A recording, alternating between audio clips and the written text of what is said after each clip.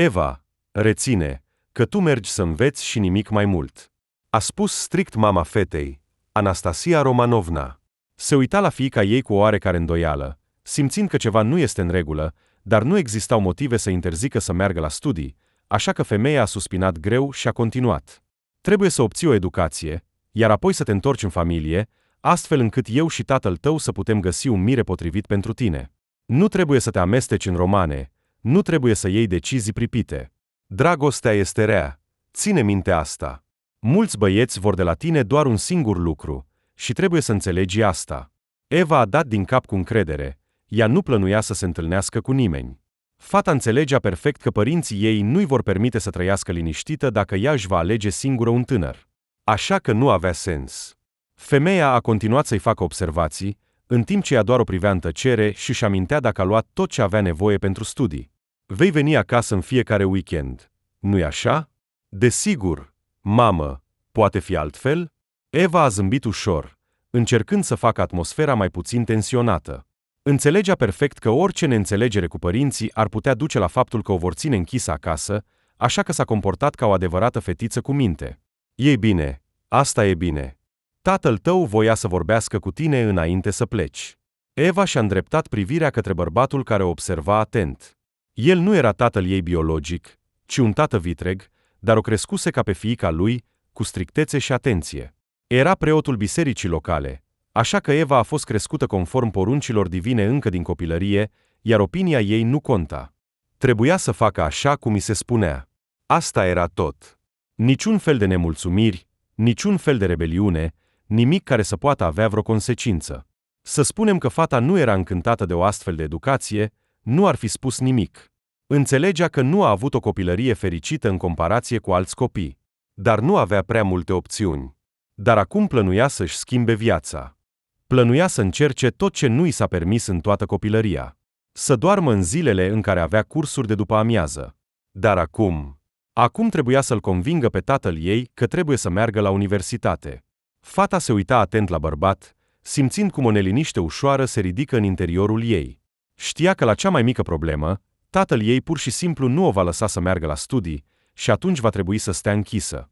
Kiril Constantinovic s-a apropiat de fată, s-a uitat la ea cu atenție și apoi a spus calm și cu încredere, privind-o cu o oarecare îndoială.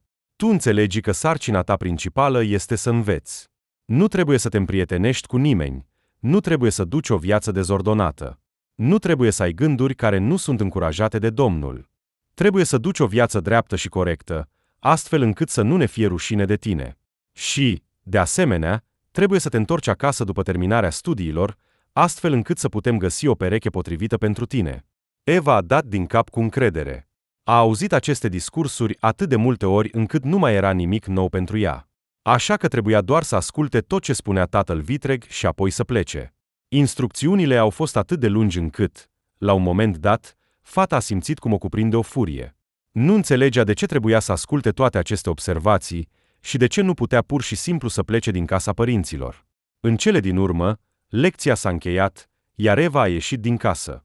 Se simțea ușurată și tristă în același timp când s-a urcat în taxi. I se părea că acum viața va deveni mult mai bună, că libertatea dorită îi va permite să se bucure pe deplin de toate frumusețile vieții. Numai că, în acel moment, Eva nu putea să-și imagineze cât de complicate vor fi următorii câțiva ani pentru ea. Fata a fost acceptată la o universitate de economie, care se afla la 3 ore de mers cu mașina de casa ei. Nu voia să se înscrie la nicio instituție de învățământ care să fie mai aproape, pentru că știa că, în acest caz, va trebui să se vadă destul de des cu părinții. Și asta nu dorea. Așa că avea măcar speranța că, din când în când, va putea petrece weekendurile în liniște și calm. Părinții ei i-au închiriat un apartament. Erau categoric împotriva ideii ca fata să locuiască în cămin, pentru că nu credeau că în astfel de locuri totul poate fi liniștit și decent. Și fata era chiar mulțumită de această decizie, pentru că înțelegea că va putea trăi liniștită, se va întoarce acasă la ora pe care o consideră necesară și nu va trebui să răspundă în fața nimănui.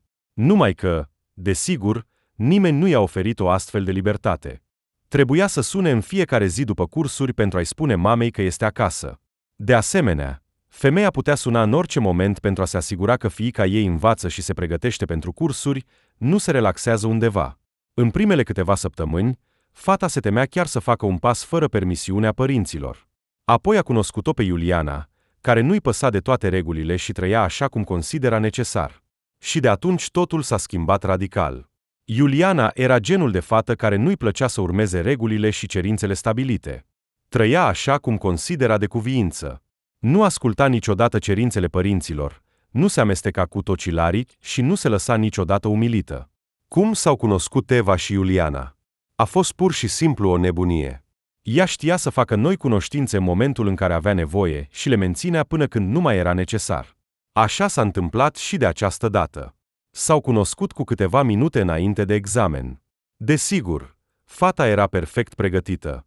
Nu putea fi altfel, pentru că studia întrebările timp de câteva săptămâni. Și în acel moment, Iuliana s-a apropiat de ea și a întrebat zâmbind, încercând să pară cât mai prietenoasă. Salut! Observ că nu ești deloc îngrijorată în legătură cu examenul. Eva s-a uitat la fată, încercând să-și amintească dacă o văzuse în grupul ei. A zâmbit înapoi, fără să simtă vreo capcană, apoi a dat din cap ușor. Zâmbetul fetei a devenit imediat mai prădător, iar privirea ei a devenit pătrunzătoare. Și ce? Ai învățat toate întrebările? Poți răspunde la orice întrebare? Ei bine, desigur, nu la toate perfect, dar aproape toate întrebările le-am învățat. Da. Iuliana a dat din cap mulțumită, apoi a întins mâna pentru a se prezenta și a spus: Eu sunt Iuliana, iar tu? S-a uitat la fată, studiind-o, parcă încercând să o rețină, pentru a nu o confunda cu altcineva în viitor. Eu? Eu sunt Eva, îmi pare bine să te cunosc. Dar tu ești colega mea de grup? Ei bine, cam așa. Doar că eu nu-mi pierd timpul mergând la fiecare curs, așa că nu ne vom vedea foarte des. Dar, poate, asta se va schimba. Eva a zâmbit din nou înapoi. Poate că ar fi vrut să vorbească, dar nu era pregătită să înceapă conversația cu Iuliana. Ascultă, pot să stau lângă tine, ca să mă ajuți, dacă e nevoie? Eva s-a simțit puțin jenată, simțind că ceva nu este în regulă. Dar fata nu era obișnuită să refuze, așa că a dat din cap ușor și a răspuns confuz Iulianei. Da, desigur, dar nu uita că nu știu răspunsurile la toate întrebările. Da, bine, ne descurcăm acolo. Iuliana i-a făcut cu ochiul Evei și a plecat undeva. Fata a privit cum aceasta a schimbat câteva cuvinte cu un băiat, apoi s-a uitat la ea și a zâmbit mulțumită, făcându-i cu mâna. În interior, a avut un sentiment ciudat că nu ar trebui să aștepte nimic bun de la ea. Și nu degeaba. Grupul a intrat în sală și s-a așezat pe locurile lor. Lângă Eva era de obicei liber, așa că Iuliana a putut ocupa acel loc fără probleme. Examenul a început. Evei i-a picat un bilet nu foarte simplu, dar răspunsurile la primele 4 întrebări le știa aproximativ. La a 5-a a decis să improvizeze.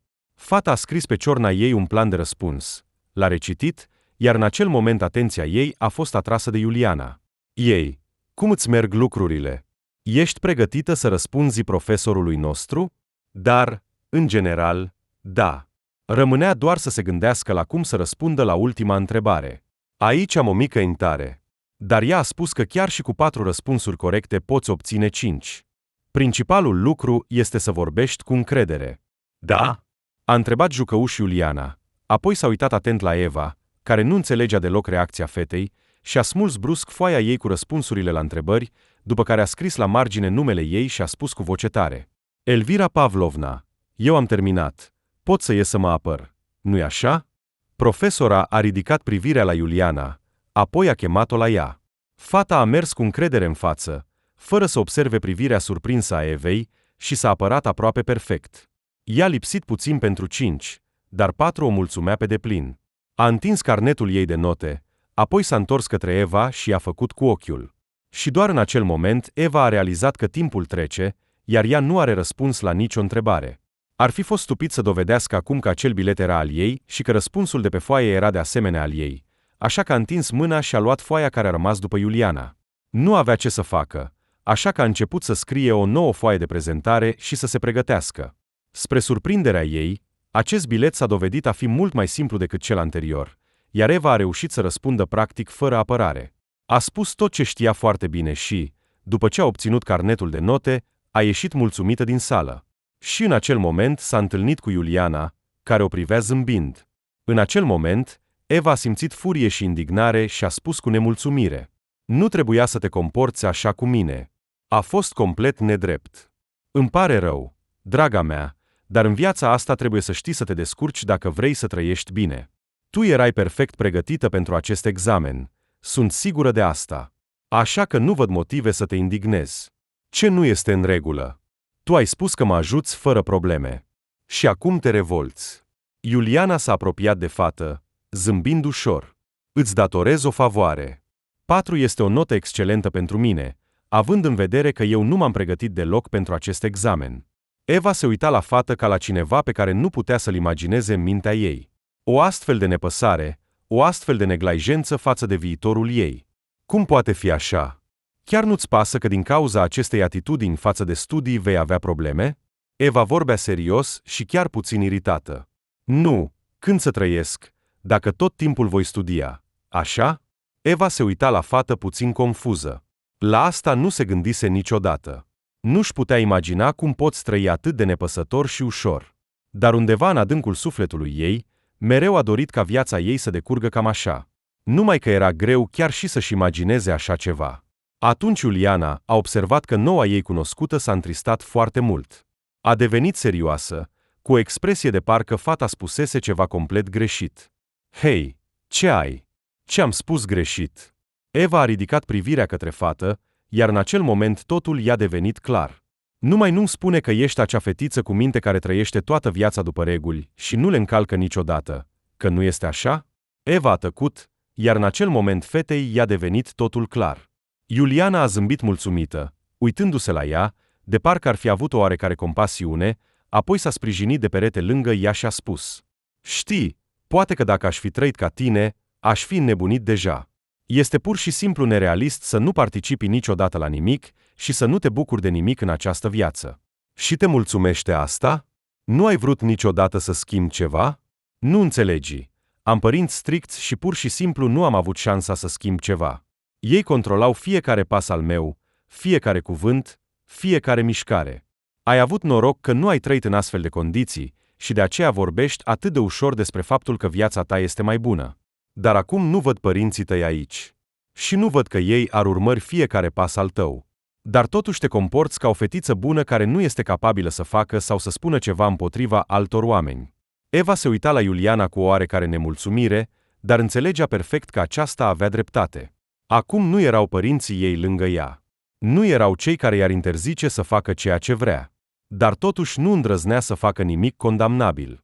Nu îndrăznea să facă un pas fără să le spună părinților ei. Și nu îndrăznea să le contest.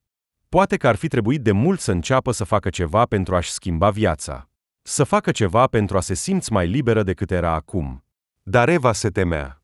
Se temea de necunoscut, de furia părinților, de indignarea și dezaprobarea lor, așa că trăia liniștită și smerită. Dar, dintr-un motiv anume, tocmai în acel moment a vrut să schimbe ceva. Deodată, și-a ridicat privirea către Iuliana, care o studia cu atenție și, cu o ușoară nedumerire, a întrebat-o: "Și ce îmi propui să fac? Cum ar trebui să acționez corect?" Pe fața Iulianei a apărut imediat un zâmbet. S-a uitat cu plăcere la fată, observând cum s-a schimbat, apoi a spus calm și cu încredere: "Așa, această fetiță îmi place mai mult. Trebuie să înceți să faci ceea ce îți dorești cu adevărat. De exemplu, ai vrea să mergi cu mine în club? Nu știu. Nu am fost niciodată în astfel de locuri. Dar dacă nu-mi place?" Eva se uita la fată cu o ușoară confuzie și tristețe. "Ei bine, știi, draga mea, dacă nu încerci, nu vei ști niciodată dacă îți place sau nu, așa că trebuie să mergi cu mine în club. Să sărbătorim reușita examenului. Te voi prezenta prietenilor mei.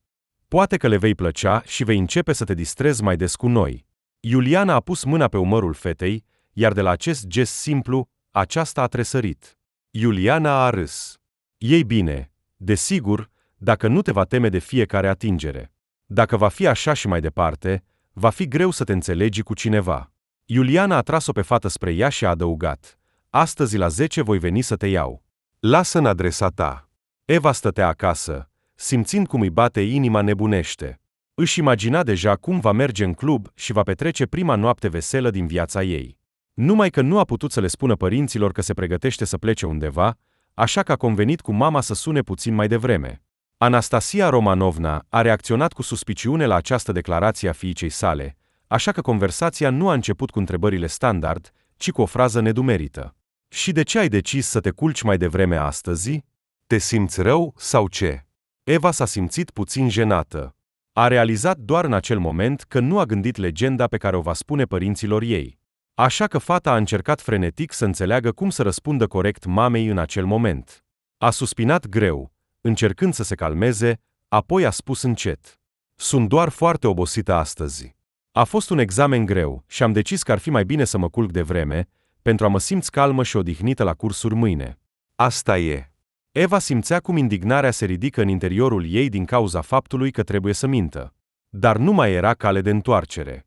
Câteva secunde, femeia de la celălalt capăt al firului a tăcut, apoi a spus cu o notă ușoară de neîncredere, punând presiune pe fiică: "Nu-mi vei spune minciuni, nu-i așa? Spui adevărul că ești doar obosită? Nu te pregătești să pleci undeva la ora asta." "Mamă, despre ce vorbești? Acum este o vreme nesigură. Încerc să mă întorc acasă cât mai devreme posibil, chiar și din universitate." "Asta e bine. Nu trebuie să ne dai motive de îngrijorare. Fii o fetiță bună." Eva a schimbat câteva cuvinte cu mama ei, apoi s-a despărțit și a început să se pregătească pentru petrecere. Nu avea idee cum ar trebui să arate într-un club de noapte, așa că a purtat o rochie și și-a făcut o coafură ușoară, apoi a început să aștepte sosirea Iulianei. Fata a apărut aproape după 30 de minute, întârziind considerabil. Să recunoaștem, în acel moment era deja convinsă că fata nu va veni deloc. Dar Iuliana a sunat la ușă cu câteva minute înainte ca Eva să se dezbrace și să se culce. Fata a deschis ușa și a rămas fără cuvinte la vederea noii sale cunoscute. Iuliana era îmbrăcată așa încât aproape nicio parte a corpului ei nu era acoperită. Să spunem că Eva a fost șocată de așa ceva nu ar spune nimic. Câteva secunde a privit-o cu gura căscată, când deodată Iuliana a spus cu un zâmbet de satisfacție, observând reacția noii sale prietene: "Așa mă privesc băieții în momentul în care vin în club." Eva s-a uitat la ea, înțelegând că lângă o astfel de fată va părea pur și simplu o șoarece cenușie. Nu dorea așa ceva, dar nu era pregătită să arate așa. Iuliana a privit-o evaluativ pe Eva și a spus: "Dar tu te-ai îmbrăcat așa încât să nu te observe nimeni. Așa-i?" Eva s-a simțit jenată de această afirmație. Da, nu era atât de stridentă ca Iuliana, dar asta nu însemna că fata arăta rău. Doar că era modestă. "Nu am nimic mai bun. În plus, această rochie îmi place foarte mult." "Da? Trebuia să-mi spui că nu ai gust. Aș fi împărtășit cu tine hainele mele. Am o mulțime." Eva s-a simțit jenată. Nu putea să-și imagineze cum ar arăta în astfel de haine. Nu că ar purta ceva de genul. Tăcerea devenea din ce în ce mai tensionată, când Iuliana s-a uitat la ceas și a spus: "Bine, hai să plecăm, căci prietenii mei ne așteaptă deja. Nu este frumos să-i lăsăm pe oameni să aștepte fără noi. Așa-i? Chiar și cu condiția că fetele decente ar trebui să întârzie." Iuliana i-a făcut cu ochiul și, apucând-o pe Eva de mână, a plecat repede spre ieșire. La ușa fetelor îi aștepta deja un taxi, pentru care Iuliana plătise dinainte. Clubul era vizibil de departe. Atrăgea o atenție imensă și părea un loc de întâlnire pentru crema societății. Fetele au ieșit din mașină, iar Eva a rămas nedumerită la intrare. Nu-și putea imagina că va ajunge atât de brusc într-un astfel de loc, și încă în secret de părinții ei. Iuliana a observat reacția ei și a spus: "Hai deja! Cât poți sta pe loc? Sau te gândești să petreci toată noaptea doar uitându-te la semnul clubului?" Iuliana a tras-o pe fată de mână în club. Și în interior s-a dovedit a fi și mai incredibil decât afară. Eva a rămas câteva secunde pe loc la intrare, când Iuliana s-a pierdut imediat în mulțime. Panica a copăleșit-o. Și acum ce să facă? Unde să o caute? Eva a reușit să facă câțiva pași în interior, când deodată cineva a atins-o pe brațe. Fata s-a întors brusc și s-a trezit față în față cu un băiat. Acesta o privea zâmbind, în timp ce Eva era pur și simplu șocată. Era prima dată când era atât de aproape de un băiat. "Salut, drăguță! Ce faci aici singură?" Băiatul a atins ușor fața fetei, iar aceasta s-a retras de el cu câțiva centimetri, dar s-a ciocnit imediat de cineva în spatele ei. Eva voia să se întoarcă, dar nu a reușit să o facă, când deodată a simțit o împingere în spate și a auzit: "Fii atent pe unde mergi." Ce-i cu tine?" Eva s-a retras speriată și s-a ciocnit din nou de băiatul de care încerca să se ferească. Vezi, puștoaico, nu ai unde să fugi de mine. Așa că, hai să ne cunoaștem? Îmi pare rău, nu mă cunosc." Eva se uita la băiat ca un cerb în fața unui prădător. Nu-și putea imagina ce vrea de la ea, și de asta era pur și simplu incredibil de înfricoșător. O tăcere tensionată s-a așternut. Știi, eu nu sunt obișnuit ca fetele să-mi refuze. Așa că îți dau o șansă să te gândești din nou la ce ai spus. Apropo, mă cheamă Mark. Iar pe mine mă cheamă Eva, a spus fata nedumerită. Îmi pare rău, nu caut noi cunoștințe aici. Am venit cu o prietenă, dar ea a dispărut undeva. Cu o prietenă? Sugerez un trio? Știi, eu sunt profesionist în astfel de lucruri. Băiatul a zâmbit mulțumit, observând cum Eva se îmbujorase. Nu-i se spusese niciodată astfel de lucruri directe, așa că nu avea idee cum să reacționeze corect. Dintr-o astfel de reacție, Mark s-a simțit și el puțin jenat. Ce te uiți la mine ca o păpușă nevinovată? Vrei să spui că nu ai avut niciodată un trio? Nu pot să cred. Așa că știi. În acest club vin doar cei care sunt suficient de deschiși pentru cunoștințe și experimente. Ce? A întrebat Eva nedumerită, cu ochii mari. Nu știam nimic despre asta când am decis să vin aici cu prietena mea. Nu mi-a spus. Probabil că ar trebui să plec. A încercat să treacă, dar băiatul nu i-a permis. A prins fata de mână și a tras-o brusc spre el. Nu, drăguță, nu te las să pleci așa ușor. Îmi pare rău. Dacă ai venit, înseamnă că ai intrat în grupul nostru și nu vei pleca de aici pe picioarele tale. O ținea strâns, atât de strâns încât Eva înțelegea că nu va reuși să se elibereze atât de ușor. Se uita speriată la băiat, fără să înțeleagă ce să-i răspundă. Când deodată, din spatele ei, s-a auzit. Mark, ce dracu faci? Aceasta este prietena mea și nu-ți permit să o atingi. Iuliana a apărut parcă din senin. Se uita la băiat cu nemulțumire, iar privirea ei părea atât de grea încât Eva s-a simțit și mai rău.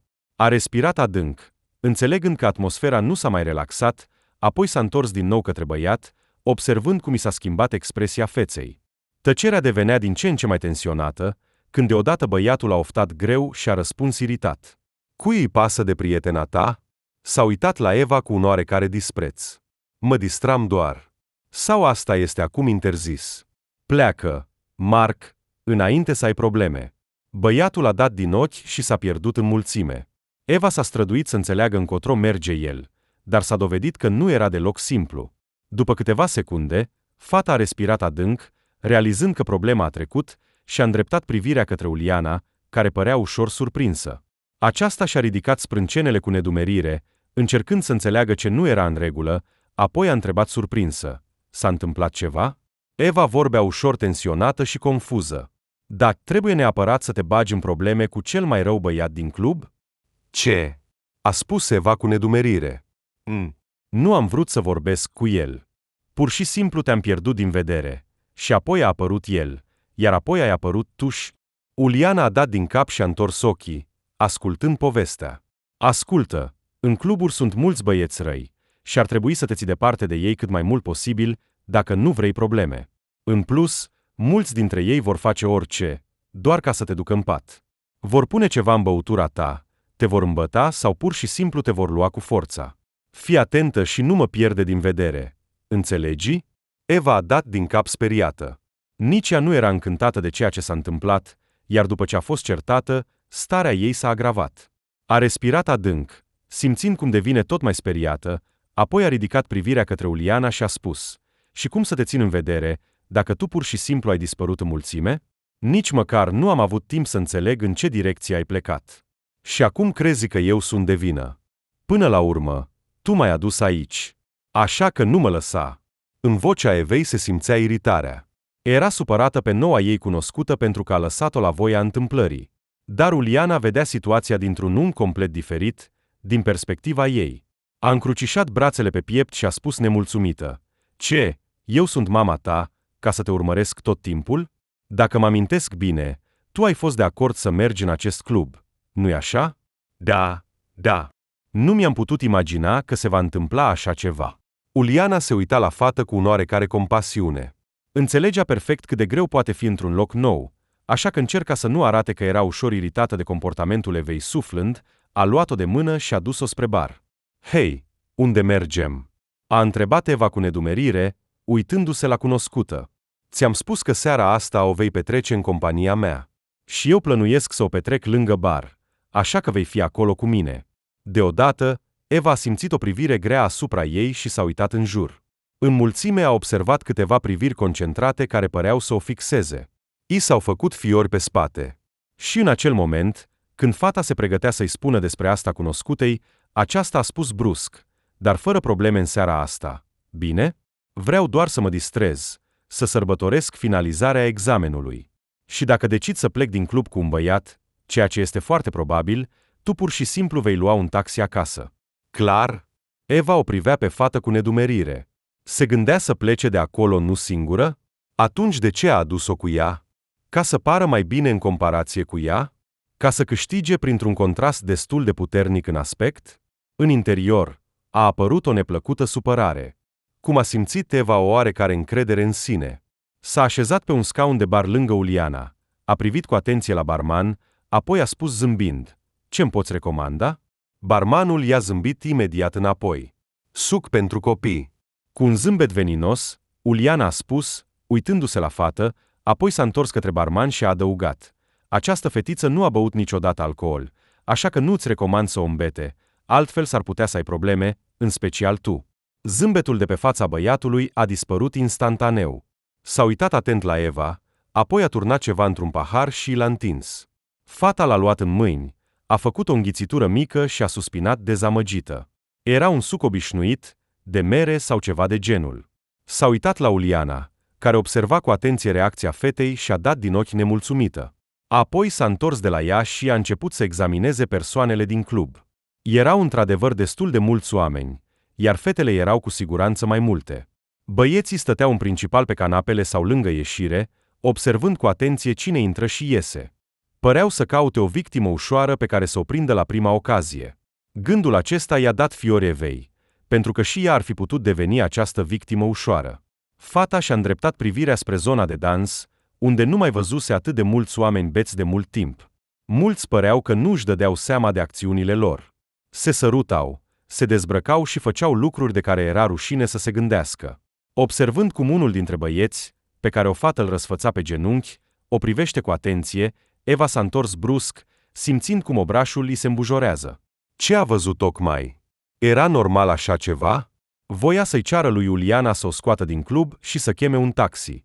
Dar, întorcându-se către ea, a realizat că aceasta era prea ocupată să vorbească cu un tip atrăgător și, prin urmare, era puțin probabil să se distragă de la ea.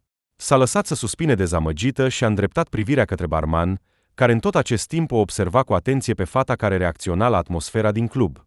Ești cu adevărat pentru prima dată într-un astfel de loc? A întrebat barmanul cu o ușoară nedumerire. Se uita la fată. Da, nu am mai fost în astfel de locuri. De ce? Se observă prea mult. Se observă. A zâmbit, aplecându-se puțin spre fată. Ascultă, am o propunere excelentă.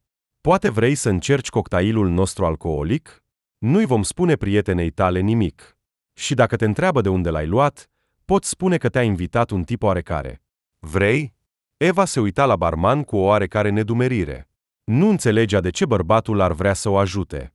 În adâncul sufletului, știa că nu ar trebui să facă pași pripiți, să nu se grăbească să ia o astfel de decizie, să nu încerce nimic necunoscut într-un bar, mai ales într-un club unde fiecare băiat se uita la fete ca la potențiale victime. Dar dorința de a încerca ceva nou s-a dovedit a fi mult mai puternică decât bunul simț. Eva a zâmbit ușor. Aș fi încântată, a spus, privindu-le pe barman cu recunoștință.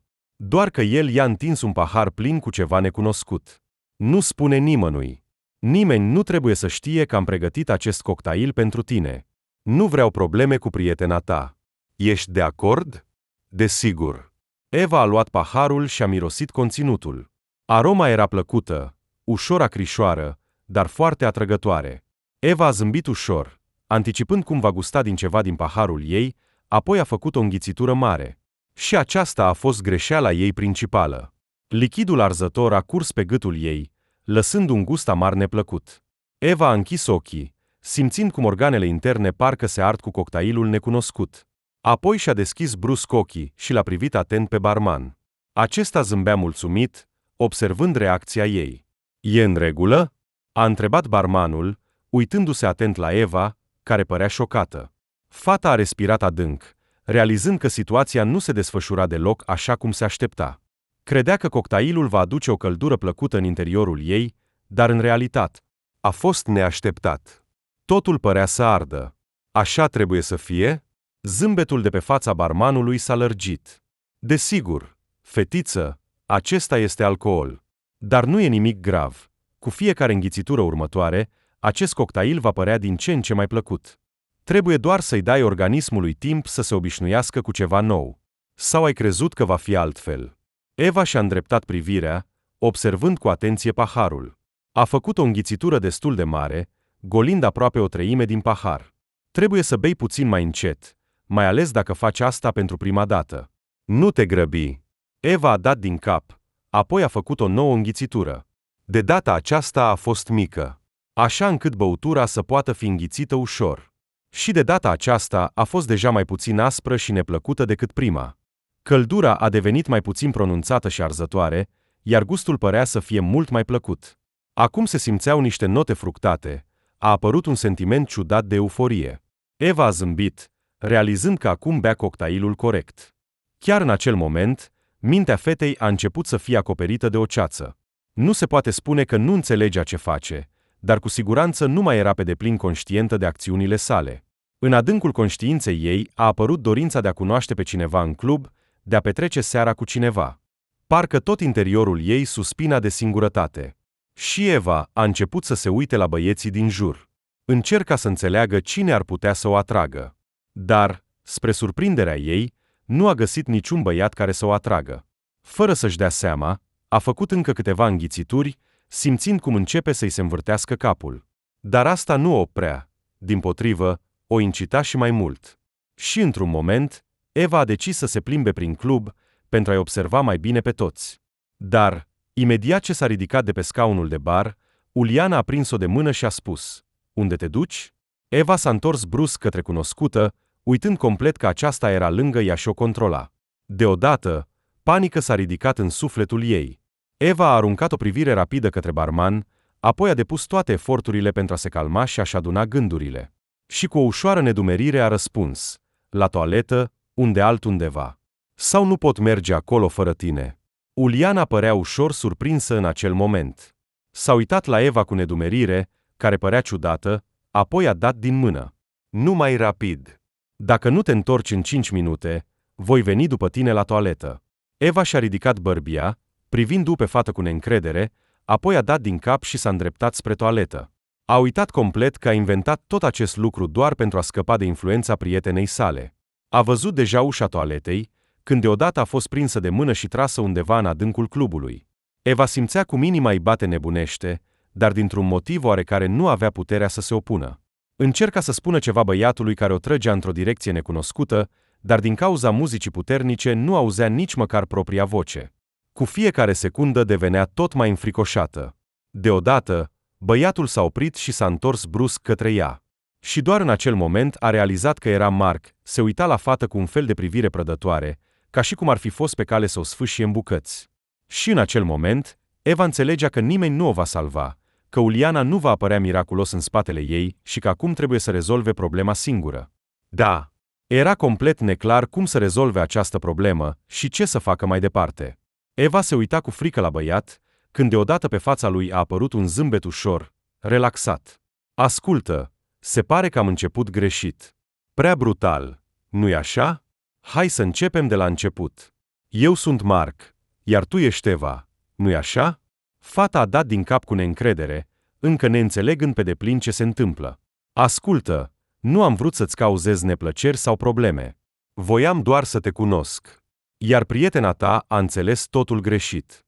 Nu am vrut nimic rău, te jur." A zâmbit ușor, apoi i-a întins Evei un pahar.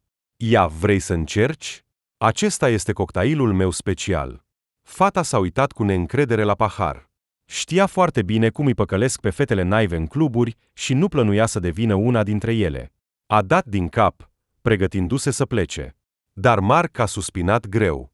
Ei bine, chiar crezi că cocktailul poate fi amestecat cu ceva? Nu aș face așa ceva. Uite, vezi. A făcut o înghițitură destul de mare, apoi a zâmbit mulțumit, uitându-se la Eva, și a spus calm și încrezător. Ei bine, vezi, nu mi s-a întâmplat nimic și nici ție nu ți se va întâmpla nimic. Doar încearcă. Am lucrat mult la această rețetă. Sunt sigur că îți va plăcea. Eva se uita la pahar cu neîncredere. Să spunem că se îndoia de conținutul său, nu ar fi spus nimic. Dar undeva în adâncul sufletului, voia să încerce ceea ce era în pahar. Așa că Eva a întins cu neîncredere mâna și a luat paharul cu băutura portocalie strălucitoare, care nu inspira deloc încredere, dar mirosea incredibil de bine. Fata a făcut o înghițitură mică, observând cât de delicat și ușor dulceag era gustul cocktailului, ca și cum în băutură erau niște condimente, scorțișoară sau ceva de genul.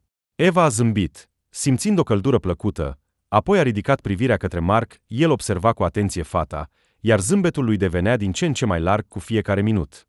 Ei bine, mai fă o înghițitură. Văd că îți place. Și Eva a făcut, apoi încă o dată și încă o dată, până când paharul s-a golit. Nu și-a dat seama cum a devenit mai vorbăreață și mai relaxată. A început să danseze. I-a povestit băiatului despre părinții ei stricți. A băut pahar după pahar, când deodată a deschis ochii într-o cameră de hotel necunoscută. În primele câteva secunde nu înțelegea deloc ce se întâmplă. Iar în momentul în care conștientizarea a devenit prea evidentă, Eva s-a ridicat brusc din pat. Nu mai era în club, nu avea haine pe ea și niciun fel de durere nu o mai chinuia.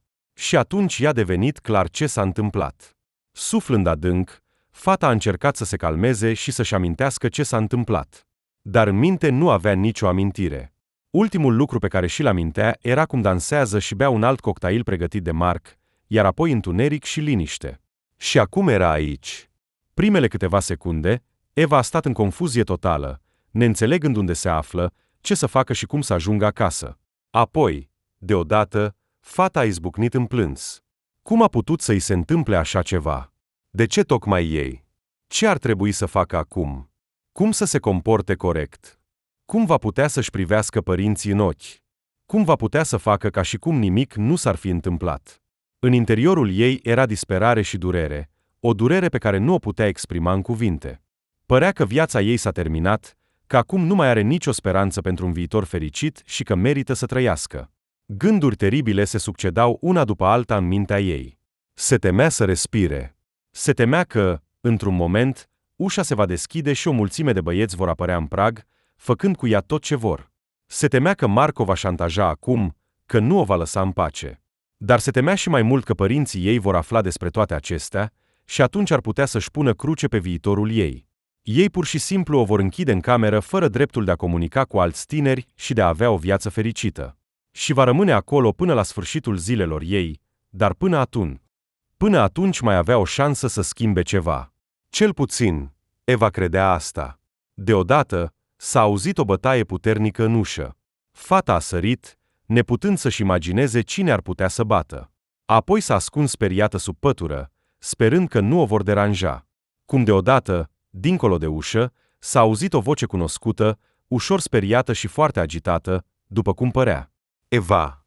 Eva! Ești acolo? Intră! Fata a reușit doar să-și scoată capul de sub pătură. Cum, în cameră, a apărut Uliana. Fata părea agitată și oarecum tensionată. S-a uitat în jur, ca și cum ar încerca să găsească ceva, apoi s-a apropiat brusc de cunoscută. Ce naiba faci? Te-ai săturat de viață. Eva se uita la prietenă cu lacrimi în ochi. Nu putea să scoată niciun cuvânt. Și în acel moment, Uliana a înțeles ce s-a întâmplat. A suspinat zgomotos, s-a așezat pe marginea patului și a spus încet. Nu. Eva a dat încet din cap, dând de înțeles că da. Uliana continua să nege ceea ce se întâmpla. Nu, te rog, spune-mi că nu este așa. Eva a simțit cum lacrimile îi curg pe obraz. Nici ea nu era încântată de ceea ce se întâmpla și nu înțelegea pe deplin cum a putut să se întâmple așa ceva, iar asta o făcea să se simtă și mai rău. A suspinat, simțind cum un nod îi stă în gât. Nu-mi amintesc nimic, a spus Uliana, uitându-se la ea cu durere în privire, ca și cum ceva teribil s-ar fi întâmplat și cu ea. Ascultă, nu am vrut asta. Nu mă amintesc nimic din ceea ce s-a întâmplat seara. Unde sunt eu de fapt? Și cum m-ai găsit? Uliana continua să o privească pe fată cu compasiune și milă. Știa foarte bine cum e. Căci ea însăși a fost într-o situație similară cu câțiva ani în urmă. Și acum Eva se afla în aceeași situație. Ar fi trebuit să-i spună totul de la început. Și ce fac acum? Cum să fiu? Ți-a spus el unde sunt? Nu? A spus tuturor ce mi-a făcut?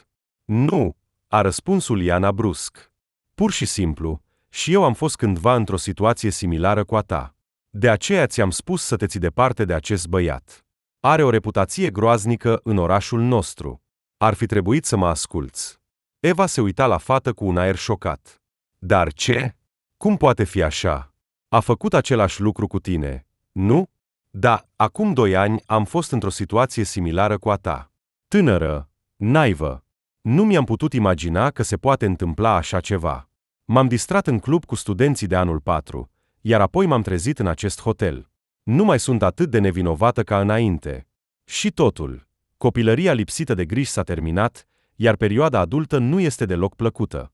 Dar m-am obișnuit destul de repede cu ea, apoi am început să lucrez și... Uliana s-a oprit, părea că nu era sigură dacă ar trebui să continue. Și ce să fac acum? A spus Eva cu o voce apăsată. Părea distrusă și pierdută, ca și cum nu vedea sensul în a trăi. Să trăiești mai departe, a răspuns Uliana calm. Nu ai altă opțiune mai bună, nu-i așa? Cea mai bună soluție este pur și simplu să continui să trăiești, făcând ca și cum nimic nu s-ar fi întâmplat. Da, probabil că nu vei uita niciodată asta, dar cu timpul va deveni mai ușor. Trebuie doar să te împaci cu ceea ce s-a întâmplat. Oh, și cum ar trebui să mă împac cu ceea ce a fost?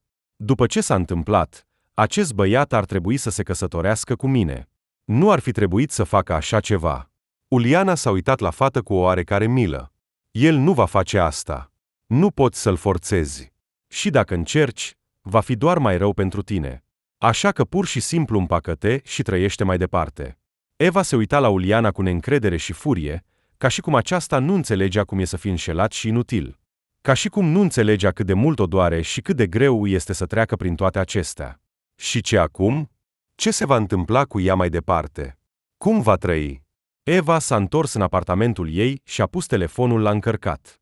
Și imediat ce a pornit dispozitivul, a sunat mama ei. În minte a izbucnit o durere din cauza apelului neașteptat, iar Eva a închis ochii, răspunzând rapid la apel, doar ca să oprească acel sunet zgomotos al telefonului. Alo? A spus Eva ușor derutată, neînțelegând ce ar trebui să spună. Eva? Ce naiba nu răspunzi la telefon? De ce nu m-ai sunat înainte de școală? De ce nu ai răspuns la mesajele mele? Fata a respirat adânc. Știa foarte bine că nu va putea scăpa atât de ușor de controlul părinților. Așa că trebuia să găsească o scuză. Eva s-a uitat la notițele de pe masă și a spus repede. Îmi pare rău, nu am pus telefonul la încărcat, nu am putut adormi și am decis să mă ocup de notițe. Așa că am adormit la masă. Și abia acum m-am trezit. Eva a aruncat o privire la ceas. Era ora 9:30. Slavă Domnului, trebuia să ajungă doar la a 4-a oră, așa că nu întârziase încă. Eva, dacă încerci să mă minți, voi afla oricum, și atunci vei avea probleme. Înțelegi asta? Femeia vorbea iritat. De fiecare dată amenința fiica cu astfel de vorbe. Așa că Eva deja le ignora. A spus, desigur, mamă, nu este nimic, poți să nu te îngrijorezi. Știi cât de responsabilă sunt în legătură cu studiile. Și nu vor fi probleme, promit. M-am ocupat de notițe. Căci în curând va fi un nou examen. În telefon s-a auzit o tăcere scurtă. Apoi mama Evei a răspuns cu un ușor disconfort și cu un oarecare neîncredere în voce, dând de înțeles că nu intenționează să lase atât de ușor această temă de discuție. Sper că îți dai seama ce faci, altfel vor fi consecințe. Mamă, dar serios, destul. Am venit aici să învăț, și chiar învăț. Așa e, bine făcut. Nu uita de asta. Vei veni acasă în vacanță, nu? Desigur, a răspuns Eva sec. Nu era încântată de necesitatea de a merge acasă în vacanță, așa că se străduia din răsputeri să găsească o scuză. Dar până acum nu avea. Așa că de fiecare dată era de acord cu cuvintele mamei că va veni acasă. Neapărat. Bine, ocupă-te de pregătirea pentru cursuri. Nu te voi deranja. Pe seară. Eva s-a despărțit de mama ei și s-a întins pe pat. În interiorul ei era un sentiment incredibil de neplăcut, pe care nu putea să-l împărtășească cu nimeni. Parcă o parte din ea murise pentru totdeauna, și acum va fi o persoană complet diferită. Fata se uita la tavan când a sunat telefonul. S-a întins leneș după dispozitiv, realizând că nu vrea să vorbească cu nimeni. Un număr necunoscut. Eva a suspinat greu, dar totuși a răspuns, realizând că nu și-a notat numărul șefului de grupă. Dar în locul vocii ei, în telefon s-a auzit vocea mulțumită a lui Mark, pe care l-a recunoscut imediat. Salut, fetiță! Unde ai dispărut după noaptea noastră minunată? Credeam că mai avem timp să ne distrăm înainte să mergi la universitate. Și ai dispărut atât de repede încât nu am apucat să înțeleg nimic. Vorbea calm și încrezător, de parcă nimic nu s-ar fi întâmplat. Tu! Eva a simțit cum se sufocă de ură și frică. Cum ai putut să-mi faci așa ceva? Cum ai putut? Eva nu și-a mai putut controla emoțiile. Ea a sărit din pat, simțind cum inima ei bate frenetic. Starea era atât de intensă încât era imposibil să o descrie în cuvinte. Au trecut câteva secunde când Mark a vorbit calm și cu încredere. Tu ai vrut asta?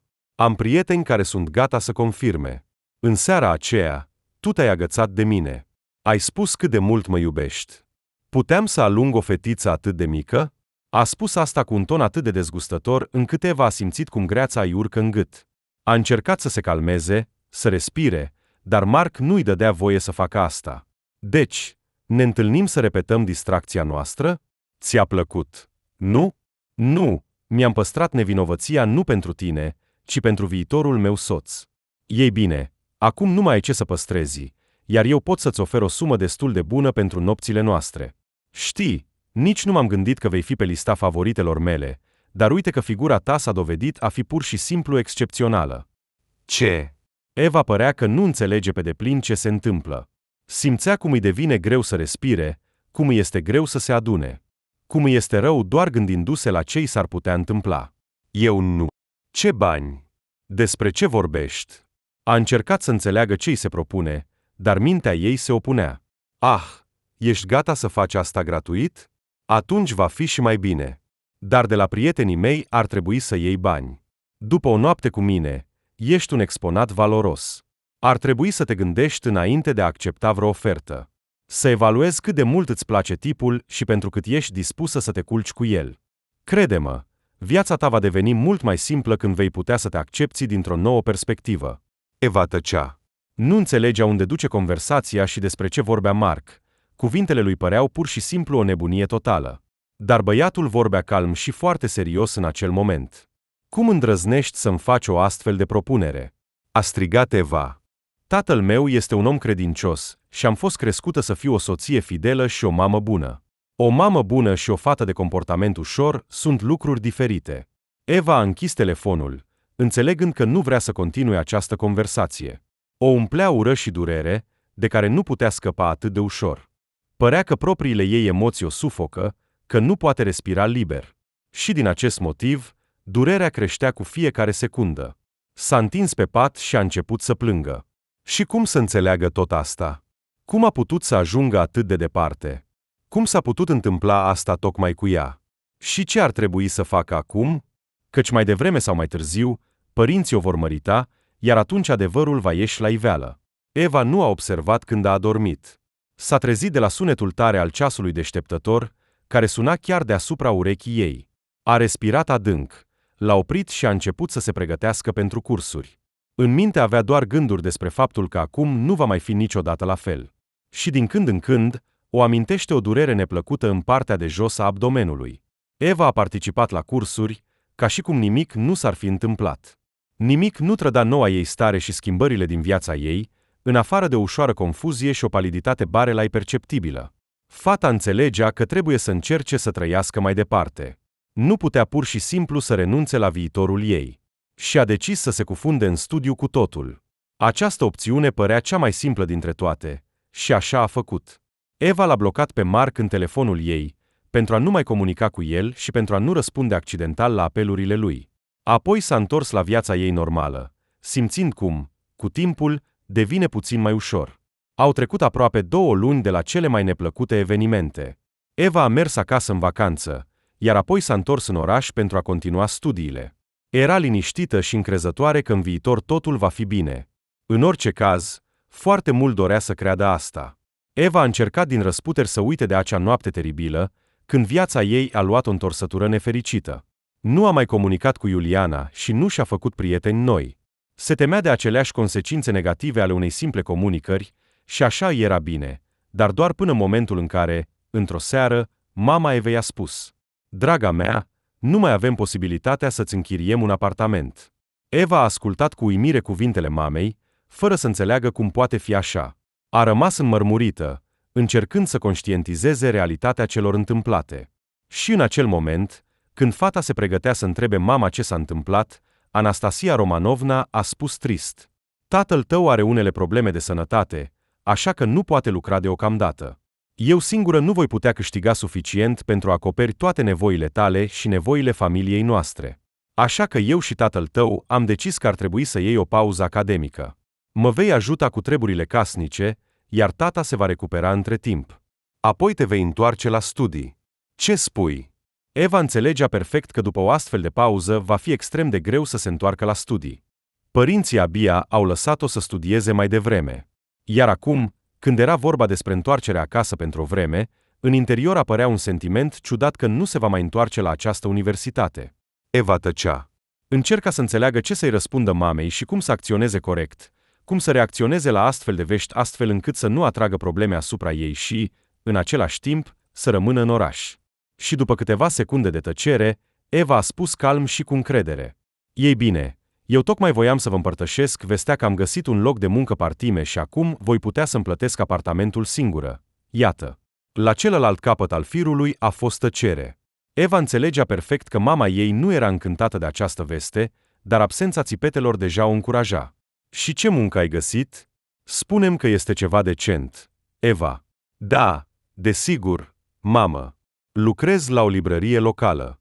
M-au angajat cu jumătate de normă. Voi lucra după cursuri și în weekenduri. Și asta este suficient pentru a-mi plăti singură apartamentul.” „Cam așa.” „Tu.” Eva s-a tensionat. Era sigură că acum mama ei va începe să țipe la ea pentru îndrăzneala ei, dar în schimb, femeia a spus calm: „Ești o fată bună. E bine că vei putea să te întreții singură în oraș. Dar nu voi putea veni acasă în weekenduri. Înțelegi asta?” Eva a încercat să vorbească cât mai bâlând, ca și cum asta ar ajuta să evite furia mamei, dar, în caz contrar, femeia a suspinat. „Înțeleg, draga mea. Nimic. Nu există altă opțiune. Trebuie să-ți finalizezi studiile, iar dacă tu poți să te întreții, atunci aceasta va fi o oportunitate minunată de a nu întrerupe procesul de învățare.” Să spui că Eva a fost surprinsă de un astfel de răspuns al mamei nu ar spune nimic. Se aștepta la orice. La țipete, nemulțumiri, indignări. Dar cu siguranță nu la faptul că femeia ar accepta atât de ușor decizia ei. Se pare că acum totul se poate schimba. Acum viitorul ei poate să nu mai depindă atât de mult de părinți. Se pare că acum va avea ocazia să ia decizii singură.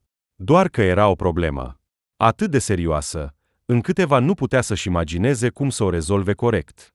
Nu avea un loc de muncă. Nu avea nici măcar opțiuni unde ar putea merge pentru a câștiga suficient pentru apartament și toate cheltuielile ei, mai ales având în vedere că lucra.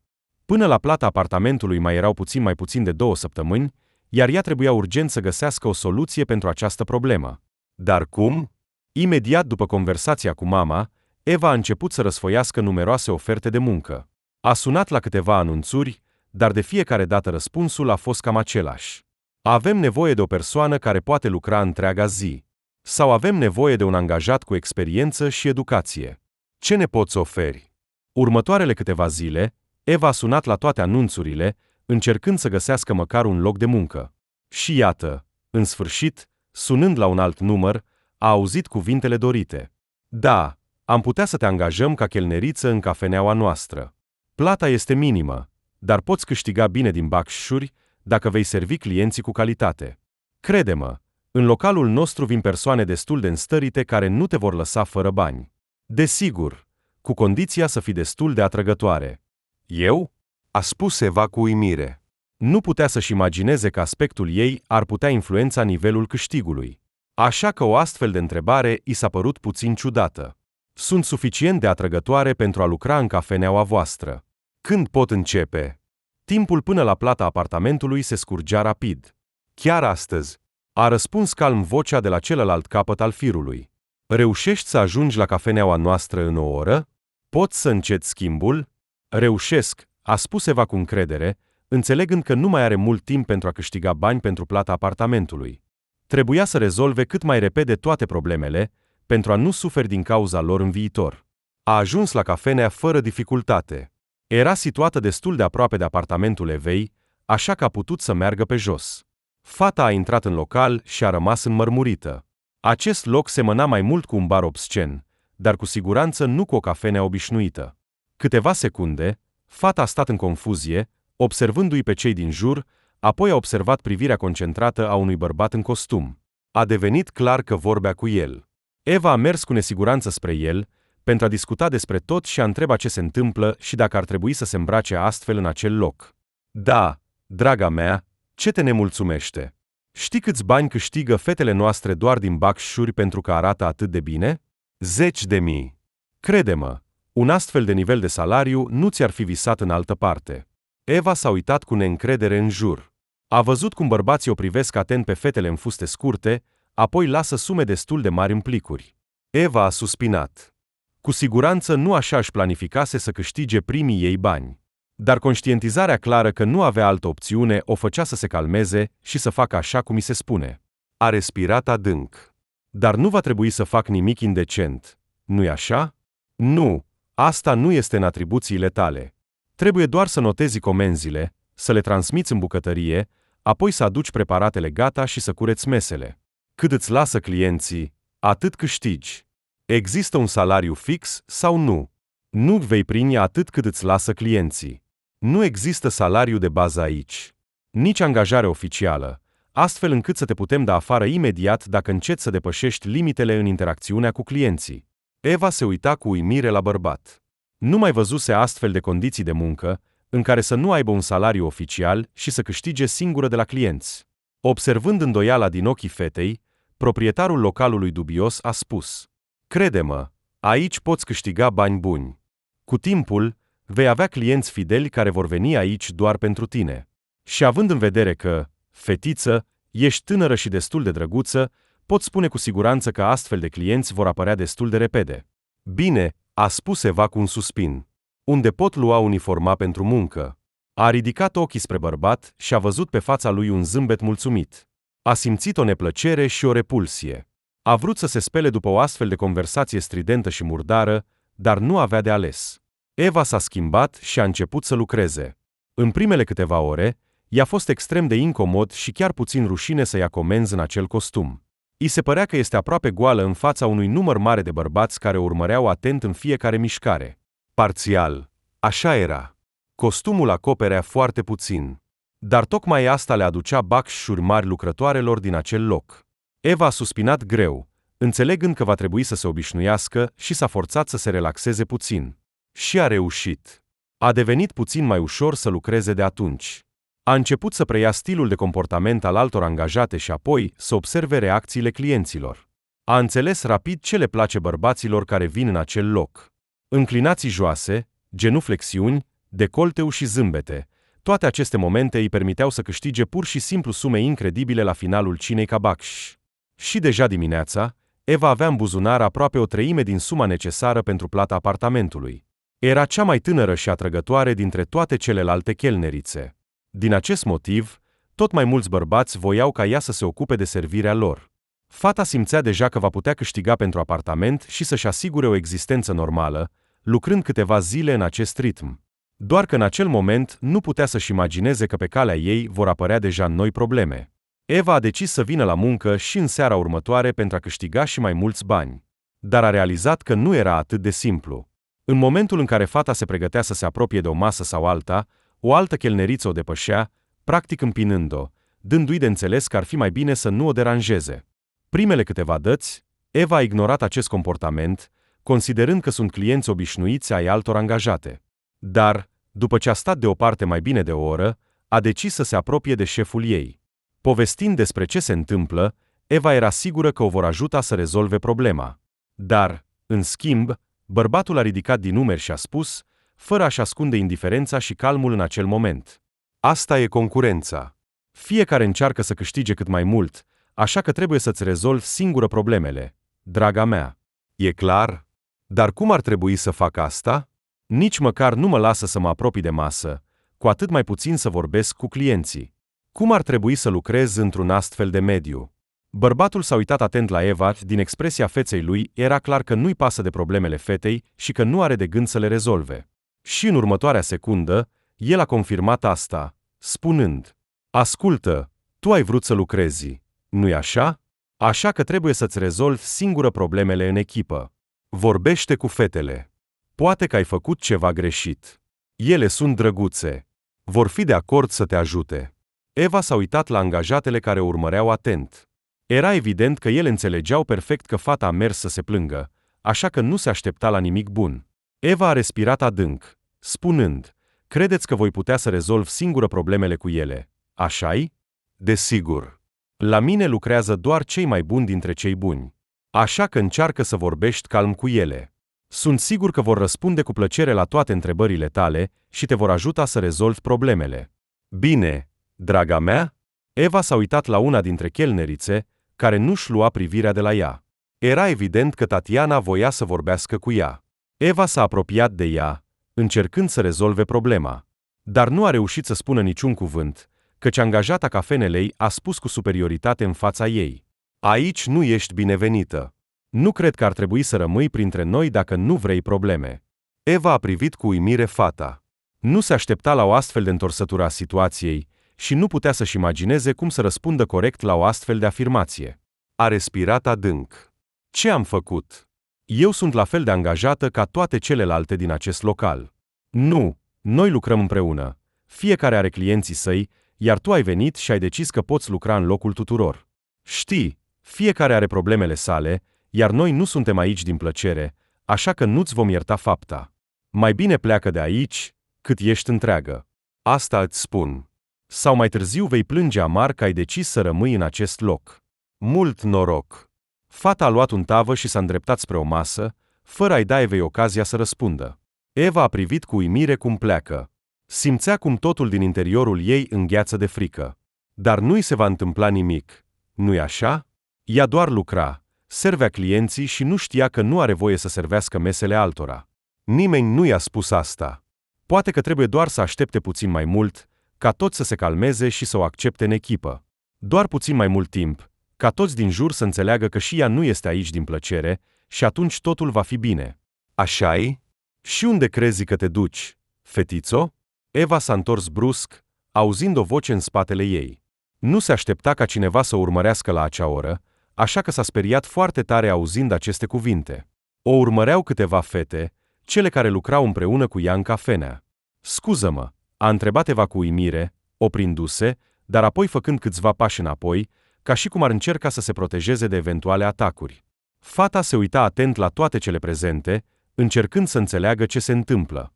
Și atunci, dintr-o dată, totul s-a strâns în interiorul ei, având un presentiment despre ceva nu prea bun.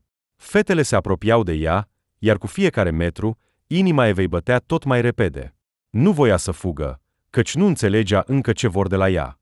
Poate că doar voiau să vorbească și să rezolve problemele apărute în echipă. Dar chiar și Eva credea în asta cu greu. Nu iertăm, a spus o voce iritată. Ce? Crezi că ești cea mai deșteaptă aici? Că ești centrul universului? Că ți se permite totul? Și știi cine suntem noi? Și ce ți se va întâmpla pentru că îi atragi pe bărbații noștri? Eva a privit cu uimire fetele, fără să înțeleagă ce se întâmplă. Nu a atras pe nimeni, nu a fliratat cu nimeni și cu siguranță nu a dat motive să creadă că ar putea fi vreo fată de comportament ușor. Dar privirea confuză a Evei nu interesa pe cei prezenți. Una dintre fete a făcut câțiva pași înainte, împinând-o pe Eva înapoi cu atâta forță încât aceasta a căzut pe pământ, lovindu-se dur de fund. Fata a închis ochii, dar i-a deschis imediat, înțelegând că nu trebuie să-și piardă din vedere adversarele. Simțea cum atmosfera devine tot mai tensionată.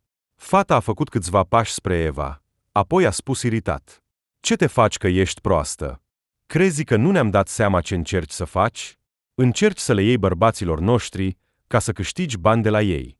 Crezi că îți vom permite asta? Poți să nu te aștepți la asta. Eu nu. Eva nu a apucat să termine. Fata s-a aplecat brusc și a prins-o de păr, trăgând-o spre ea. Eva s-a strâns de durere, neavând timp să spună nimic, înțelegând că nu va putea rezolva problema prin discuții. A încercat să se elibereze, dar nu a fost atât de simplu cum și-ar fi dorit. Fata din fața ei o ținea destul de strâns. Atât de strâns, încât Eva simțea cum îi sunt smulse firele de păr. Părea că, dacă mai continuă, pur și simplu se vor rupe. Dar în loc de asta, Eva simțea doar durere și confuzie. De ce se întâmplă toate acestea în viața ei? Ascultă-mă, draga mea, trebuie să pleci din cafeneaua noastră și să nu te mai întorci aici dacă vrei să trăiești. Iar dacă continui să vii și să încerci să atragi atenția bărbaților noștri, atunci problemele tale vor fi mult mai grave decât acum, a înțeles ea. Eva a dat din cap, simțind cum lacrimile se adună în colțurile ochilor. Nu voia să plângă în fața tuturor. Înțelegea că o astfel de slăbiciune ar putea da naștere la continuarea umilinței și abuzurilor asupra ei. Așa că trebuia să se străduiască să se controleze și să rezolve problema. Eva a înghițit, încercând să se calmeze, apoi a spus cu o voce răgușită: Ascultă, eu nu am intenționat să fac nimic de genul acesta. Proprietarul mi-a spus să servesc clienții. Exact asta am făcut. Nimeni nu m-a avertizat că aveți clienți speciali. Dacă aș fi știut, nu aș fi făcut nimic de genul acesta. Nu sunt sinucigașă. Fata s-a uitat atent la Eva, evident necrezând niciun cuvânt din ceea ce spunea. Tăcerea devenea tot mai tensionată cu fiecare minut. Eva înțelegea că situația se încinge și că nu reușește să o rezolve. Se uita în ochii fetei care o ținea de păr, încercând să pară încrezătoare și calmă. Și în momentul în care a simțit că strânsoarea adversarei s-a slăbit, s-a smuls brusc, eliberându-se din strânsoarea ei disperată, apoi a alergat spre casă. Eva nu s-a uitat înapoi, auzind vocile furioase din spatele ei și înțelegând că orice oprire ar putea duce la consecințe neplăcute. Așa că nu s-a oprit, a alergat înainte, fără să se uite la drum, înțelegând că situația nu se desfășura deloc așa cum și-ar fi dorit. Intra în apartament, a închis ușa și s-a lăsat pe jos, sprijinindu-se de perete. Nu putea să-și imagineze că ceva de genul acesta îi se poate întâmpla. Părea pur și simplu o nebunie. După ce a stat câteva minute pe podea, s-a ridicat și s-a dus la fereastră pentru a se asigura că nimeni nu o urmărește. Inima îi bătea încă frenetic în piept. Era atât de înfricoșător încât nu voia să se uite pe fereastră. Dar Eva știa că trebuie să facă asta. Ea a deschis cu grijă draperia și a rămas nemișcată în confuzie. Afară nu era nimeni.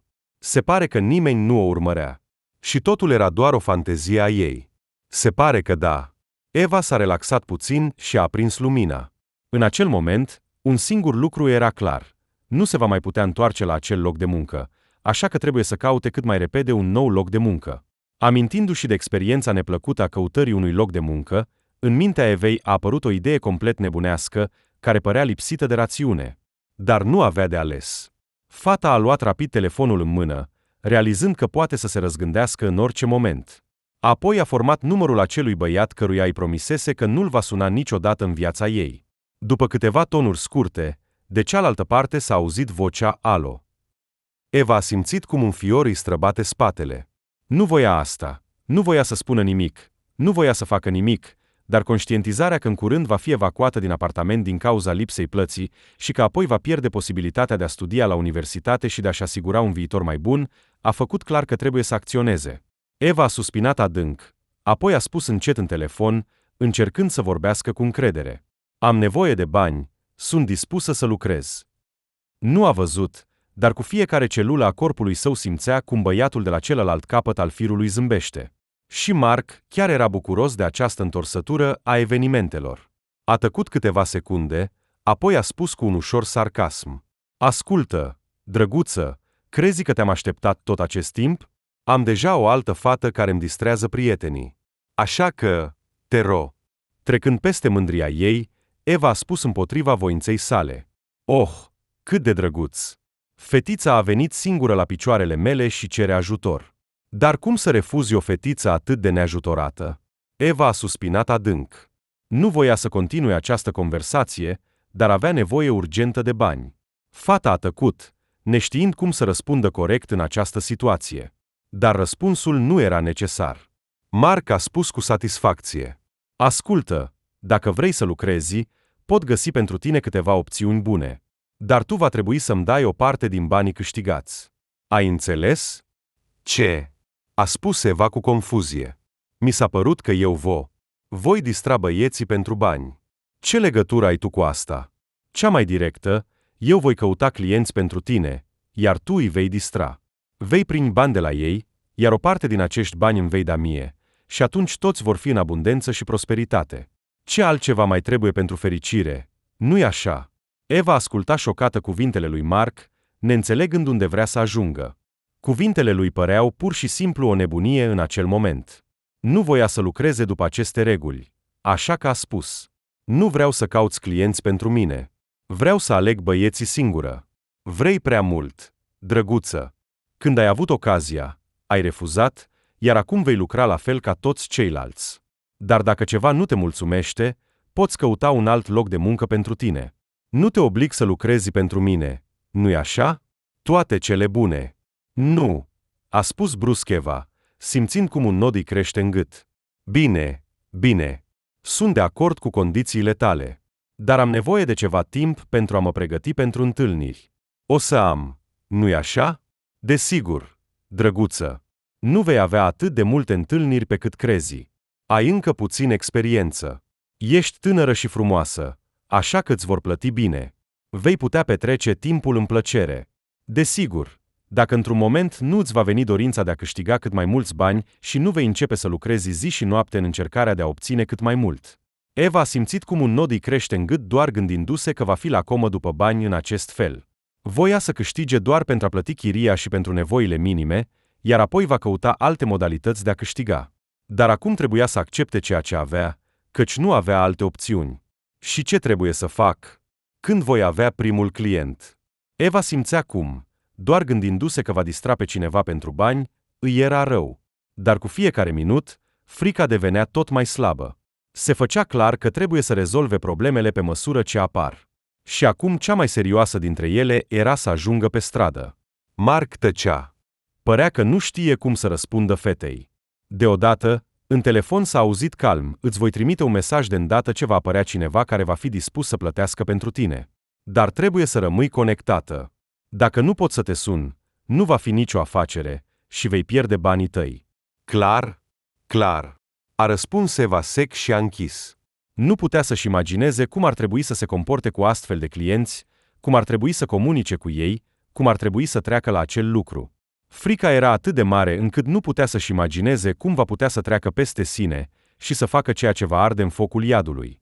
Dar acum frica pentru viitorul ei era mult mai mare decât frica pentru sufletul ei. Primul mesaj a venit pe telefonul Evei după câteva zile, când ea aproape că se descurajase și aproape că nu mai credea că Marco va ajuta. A primit informații despre adresă și loc și, de asemenea, numele clientului ei, Pavel. A citit mesajele de câteva ori, apoi a intrat pe internet pentru a găsi locul unde trebuia să-și aștepte clientul. Era un hotel bun, destul de scump, în care nu mai fusese niciodată. Eva a petrecut câteva minute examinând site-ul, apoi a sunat pe Mark pentru a clarifica câteva întrebări legate de munca ei. Și eu va trebui să plătesc pentru hotel. Acum nu am bani. Știu asta foarte bine. Nu-ți face griji. Pentru hotel va plăti băiatul care a decis să se întâlnească cu tine. Toate cheltuielile sunt pe el. Și, de asemenea, el ar trebui să-ți lase bani după ce întâlnirea voastră se va încheia. Eva a ascultat cu atenție toate detaliile și instrucțiunile de la Mark, înțelegând că aceste informații îi vor fi utile. A încercat să fie atentă, pentru a nu pierde niciun detaliu.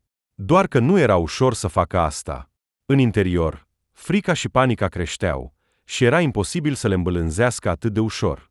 Nu putea să-și imagineze cum va decurge seara și într-adevăr va lua o întorsătură neașteptată pentru ea. Eva s-a îmbrăcat destul de decent pentru treaba ei. O rochie lungă și simplă, un machiaj ușor și o coafură simplă. Nu voia să arate prea strident, nu voia să atragă prea multă atenție asupra ei. Deși în fiecare minut al timpului petrecut în hotel, părea că simte cum fiecare persoană prezentă o privește cu dispreț și judecată. A intrat în camera pregătită și a rămas uimită. Era pur și simplu splendidă. Pe masă erau fructe și șampanie, iar pe pat erau petale de trandafiri. Totul părea că a fost invitată la o întâlnire foarte scumpă, despre care visează fiecare fată, și nu la o întâlnire în care pur și simplu va fi folosită ca o fată de companie. Eva a intrat în cameră și a închis ușa în urma ei. S-a așezat cu grijă pe un scaun situat lângă pat și a început să-și aștepte clientul. În acel moment, nu putea să-și imagineze cum se va întoarce totul. Așa că era sigură că va fi pur și simplu folosită, iar apoi va fi dată afară. Dar nu. Bărbatul a intrat în cameră după 30 de minute. Arăta organizat, atent și îngrijit, înalt, într-un costum perfect, cu o privire concentrată.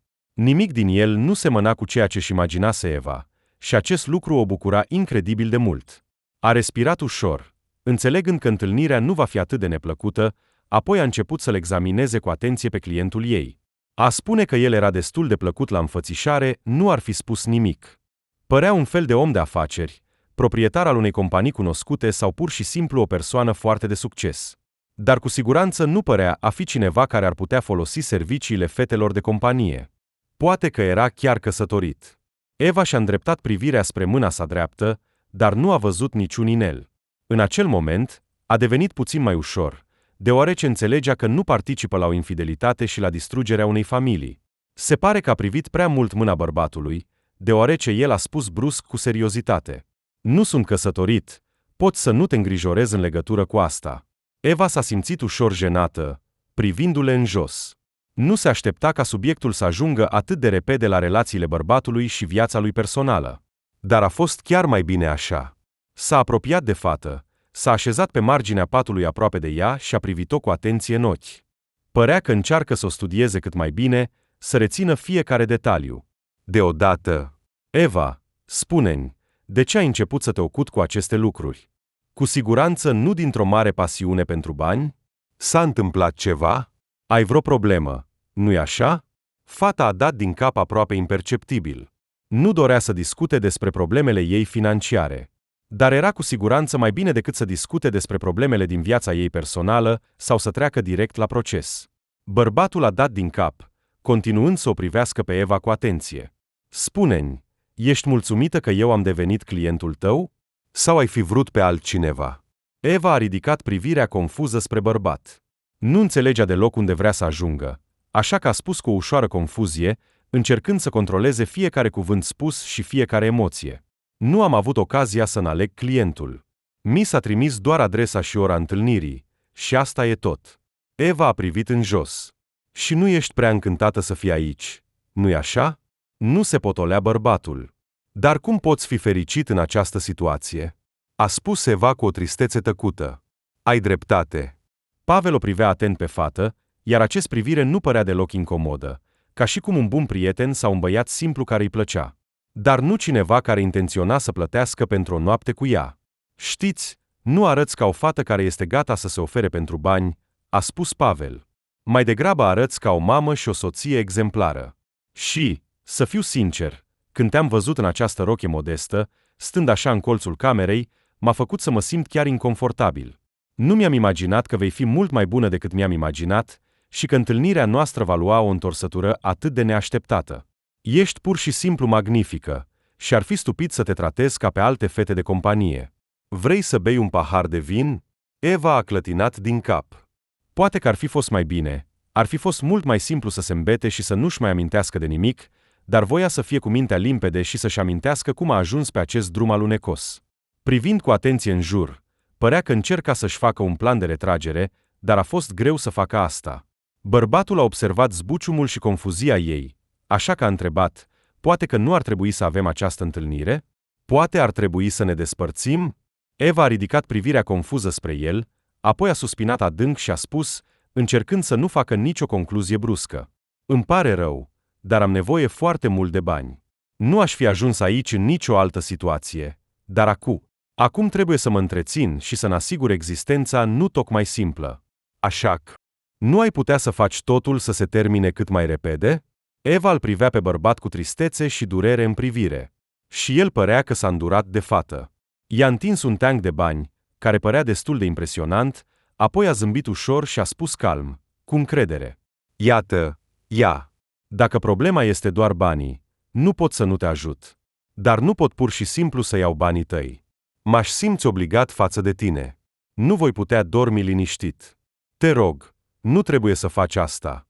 Dar, Eva, nu ești aici de bunăvoie. Ai spus că ai nevoie de bani. Și dacă totul se reduce la bani, nu văd niciun sens să continuăm conversația noastră. Pur și simplu ia banii și du-te acasă. Eva se uita la teancul de bani din mâinile bărbatului. Nu voia să-i accepte atât de ușor. Nu voia să fie datoare cuiva. Așa că, după câteva minute de tăcere, și-a ridicat privirea spre el și a spus ușor nesigur: Vrei să fac curățenie în casa ta, să gătesc sau să fac orice altceva de care ai putea avea nevoie? Sunt destul de gospodărească și știu să fac multe, iar ce nu știu, învăț repede, îți promit. Dăm doar o șansă și nu vei regreta. Pavel a zâmbit ușor. Era evident că aștepta o reacție de acest gen de la fată, așa că a așezat cu grijă teancul de bani lângă mâna Evei și a spus, încercând să nu o sperie și să nu o rănească în acel moment: Ascultă, nu am nevoie de nimic de la tine. Am oameni special instruiți cu educație care se ocupă cu toate aceste lucruri. Iar tu trebuie doar să petreci noaptea cu mine, nu-i așa? Eva a simțit cum totul din interiorul ei îngheață. Iată că a dispărut această mască de bâlândețe și atenție, iată că s-a destrămat în bucăți mici. Totuși, de ea voiau doar corpul ei, nu ajutorul ei, nu mâncarea ei și nu gătitul ei. Și acum nu mai era cale de întoarcere. Fata vedea banii în jurul ei, înțelegea că doar așa va putea să supraviețuiască încă o vreme, așa că a închis ochii și a dat ușor din cap. Credea că acum va începe ceea ce se temea cel mai mult. Că exact acum bărbatul va începe să o abordeze. Dar în schimb, el a spus: Hai să vorbim atunci. Îți voi povesti puțin despre mine, iar tu îmi vei povesti despre tine. Apoi ne vom despărți pur și simplu, ca două nave în mare. Nu văd niciun sens să continuăm întâlnirea noastră, dacă este atât de dureroasă și inconfortabilă pentru tine. Așa că hai să facem ca și cum ne-am întâlnit nu pentru a ne satisface plăcerile fizice, ci pentru o conversație plăcută. Eva a rămas uimită, ochii ei s-au lărgit. O astfel de declarație nu se aștepta deloc, așa că nu știa cum să reacționeze corect. Cuplul a vorbit pur și simplu în acea noapte.